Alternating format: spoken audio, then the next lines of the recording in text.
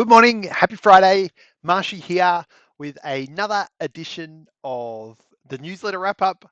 And in case you didn't know, you've been hiding under a rock or you're new to my LinkedIn connections, I cover AI news, provide some takes, a dash of ethics, and I give you a newsletter wrap up video every Friday, mainly because I like the sound of my new voice. And so if you wish to subscribe, you can just go lukemarshall.net/newsletter and stay in the loop via the button there. That's enough. First things first, I got to get something off my chest. Sent the email with the I in lowercase. Ugh. Can't undo that. It's going to bother me. On to the newsletter. So this week we covered the rise of the novice coder and talk a bit about no code, a new publication that came across that's quite global.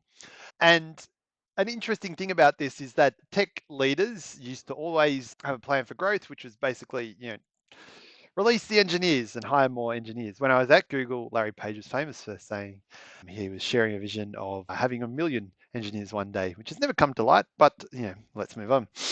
Good thing about this trend in sort of being able to use generative AI and AI tools to help you code is that I can't code. And I was pretty new early on in the no code trend, but being able to use a tool like Chat GPT allows you to troubleshoot things that a novice or no coders can work through and get help. And Webflow is a little more complex than some of the other no code tools, so that's really helpful.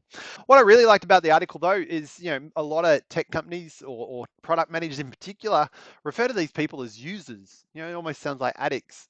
And perhaps if you're designing solutions with an engineering mindset and no code tools in the future, we become directors. I like that. It's like conducting.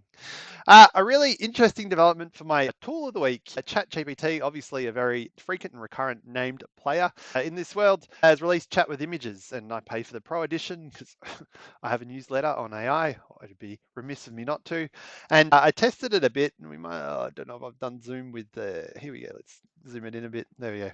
And we tested it with a Google Trends chart, of course, and threw it in and said, what can you tell me about the image? And yeah, it knew what was going on. It could tell me all the data on the page. And while that was a pretty dry image, it was impressive enough. But I thought, what else can we do with this? So I took a screen cap on my LinkedIn and said, hey, planning to hit more social enterprises next year.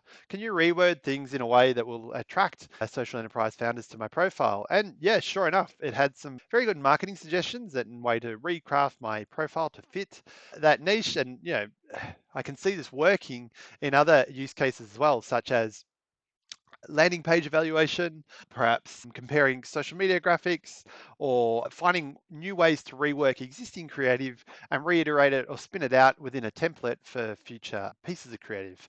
So that's all pretty good stuff. And we'll finish on a doom note. Accelerationism, if you don't know, it's a term for one of the extremist ideologies, which basically talks about bringing the world to an end and accelerating towards chaos so that the pure race can start again.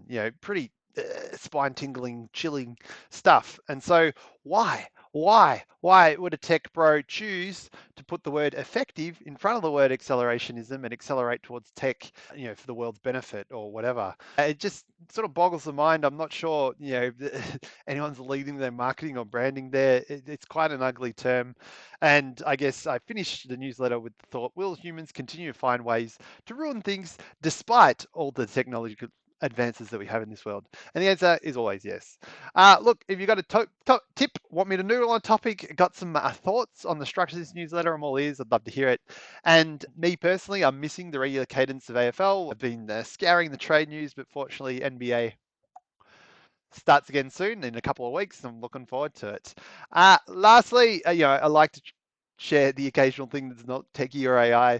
A friend recently shared an article on overchoice and basically some mnemonics and heuristics for getting through life. One that I really liked, if I can scroll down, 2-minute rule, you probably heard that one. This one, regret minimization, the 10-10-10 strategy. So will you regret this in 10 minutes, 10 months, and 10 years? Really helpful framework evaluating long-term decision making and getting closer to your goals.